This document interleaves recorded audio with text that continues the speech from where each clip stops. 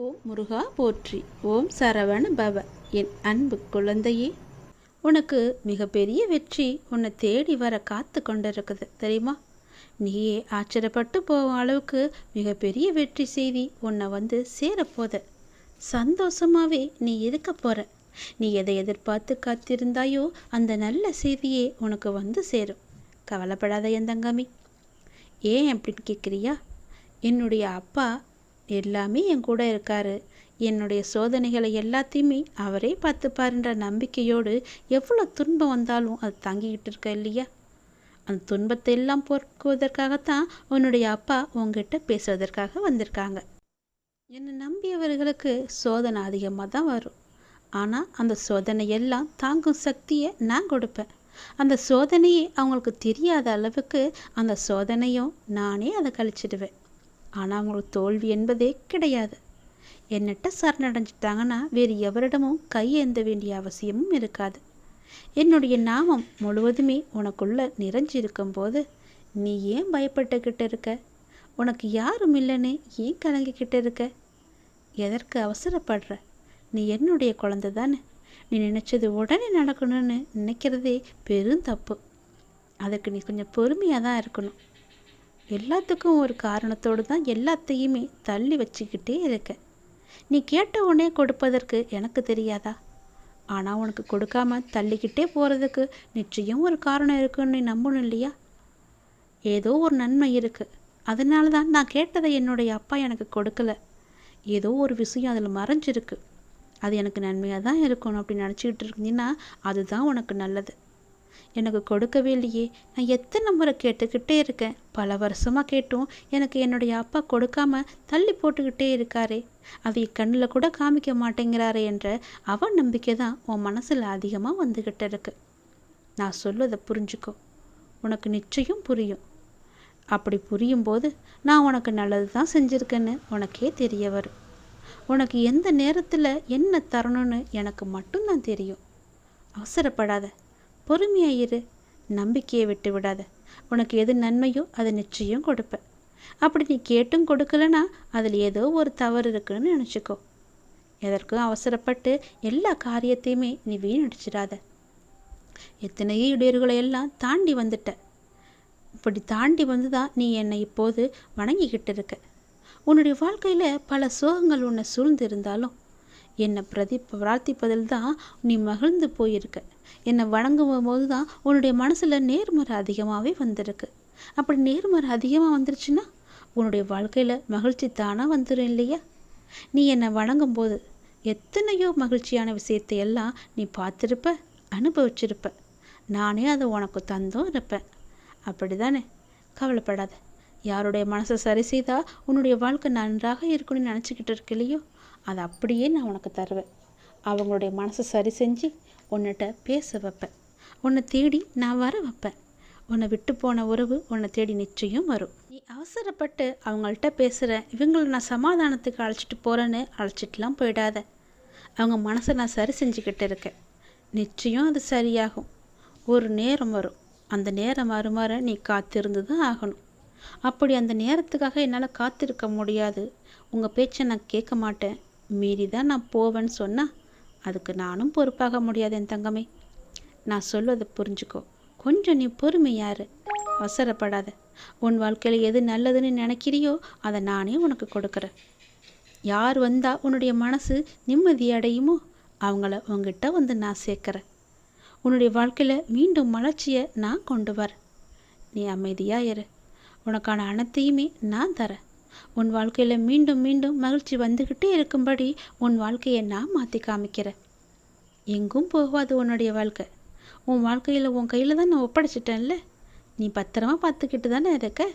அதை நானும் பத்திரமா பாதுகாத்து என்னுடைய வாழ்க்கையை உங்ககிட்ட ஒப்படைச்சிட்டேன்னு நீ சொன்ன பிறகு உன் வாழ்க்கையை நான் பார்த்துக்க மாட்டேனா? உனக்கு நல்லது நடக்கத்தான் போகுது. நம்முடைய வாழ்க்கை மாறாதா என்ன நினச்சி வருத்தப்பட்டு கொண்டிருந்த இல்லையா? நீ பட்ட வேதனைகளும் கவலைகளும் கஷ்டங்களுமே எல்லாமே எனக்கு தெரியும். நீ எவ்வளவு வேதனைகளை பட்ட, எவ்வளவு கவலைப்பட்ட, எவ்வளோ கஷ்டங்களையெல்லாம் அனுபவிச்சுக்கிட்டு இருந்த எல்லாம் தெரியும். பொறுமை காத்துக்கோ. அந்த பொறுமை தான் உன்னை நிச்சயம் நல்ல வழிக்கு அழைச்சிட்டு போகும். உன் வாழ்க்கையை மேலும் மேலும் சிறப்பாக்கிட்டே இருக்கும். பொறுமைக்கும் ஒரு எல்லை உண்டுன்னு நீ கொதிச்சு எழுந்தினா உன் வாழ்க்கை உன் கையில் இருக்காது.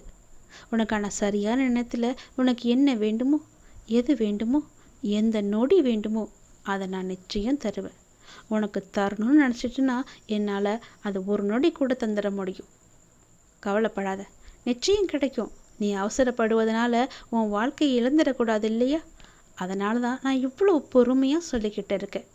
என் பேச்சை மீறி நீ போவாத, யாருக்கிட்டேயும் போய் நிற்காத. நான் இருக்கேன், எல்லாத்தையுமே நான் பார்த்துக்கிறேன். உன் மனசில் குழப்பம் வந்துச்சுன்னா என்னட்ட கேளு, காத்துரு, நிச்சயம் நல்லது நடக்கும். நான் உன்னை எப்போதும் என் கைக்குள்ளே வச்சு பாதுகாத்துக்கிட்டு இருக்கேன். உனக்கு பிடிச்சதை மட்டும்தான் நான் செய்வேன். உன்னை புரிஞ்சு கொள்ளாமல் உனக்கு எதிராக ஏதேனும் செய்து உனக்கு அவ்வப்போது மனவேதனையை நிறைய பேர் தந்துக்கிட்டே இருக்காங்க. ஏதோ ஒரு ரூபத்தில் உன்னை சுற்றி அவங்க வந்துக்கிட்டே இருக்காங்க. உன்னுடைய மனசை புண்படுத்தும்படி செஞ்சுக்கிட்டே இருக்காங்க. அவங்களெல்லாம் நீ பெருசுப்படுத்தாத, அதை நினச்சி நீ வருத்தமும் படாத. அவங்க உன்னை புரிஞ்சுக்கிட்டாலும் பரவாயில்ல, புரிஞ்சு கொள்ளாவிட்டாலும் பரவாயில்ல. நான் உன்னை பார்த்துக்கிட்டு இருக்கேன். உன்னை பற்றி எனக்கு நல்லா தெரியும். உன்னை பற்றி உனக்கு முதல்ல நல்லா தெரியும்.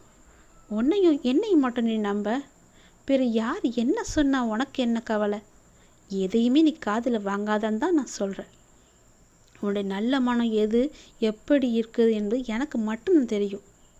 நான் என்னும் அகங்காரத்தில் இருப்பவங்க ஒரு நாள் அதை நான் உணர்ந்து உன்கிட்ட வந்து அவங்களோட தவறுகளை எல்லாவற்றையுமே கூறி உன்கிட்ட நிச்சயம் மன்னிப்பு கேட்பாங்க. அது வரைக்கும் நீ பொறுமையாக இரு. நல்ல காரியங்களை நீ தொடர்ந்து செய்து கொண்டே வா.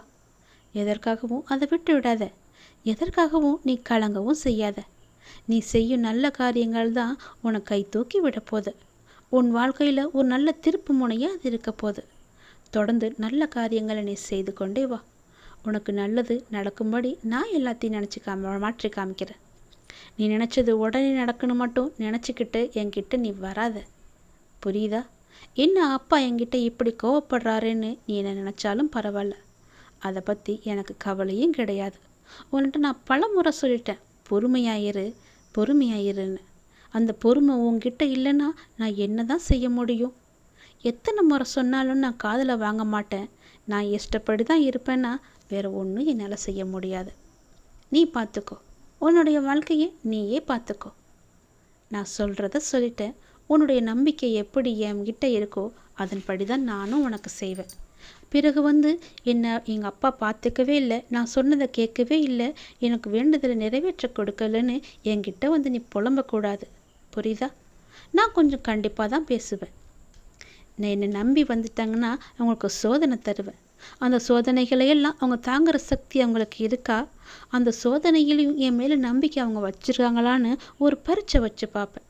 அந்த பரீட்சையில் அவங்க ஜெயிச்சிட்டாங்கன்னா நிச்சயம் என்னுடைய லீலைகள் எல்லாமே அவங்களுக்கு தெரிய வரும். வேறு யார்கிட்டமும் கையேந்தப்படிய முடியாத அளவுக்கு அவங்களுக்கு எல்லா தேவையுமே நான் நிறைவேற்றி தருவேன். நமக்கு இருக்கிற சொந்தம் நமக்கு எதற்கு? நமக்கு தான் எல்லாமே இருக்கே.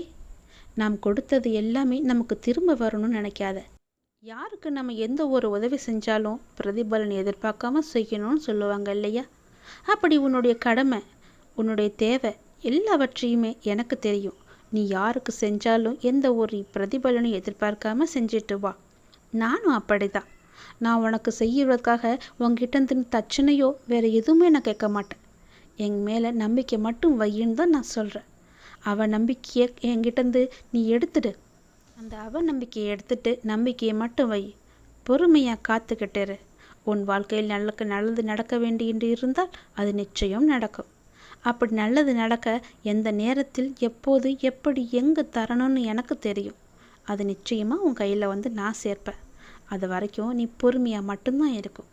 மிகப்பெரிய வெற்றி உன்னை தேடி வந்துக்கிட்டு இருக்கு. நீயே ஆச்சரியப்பட்டும் போவ. அப்படி வரும்போது இந்த நேரத்தில் போய் உன் மனசில் நம்பிக்கையை வச்சுக்கலாமா? நம்பிக்கையை எடுத்துட்டு உன் மனசு முழுக்கதுமே நம்பிக்கையை மட்டும் வை.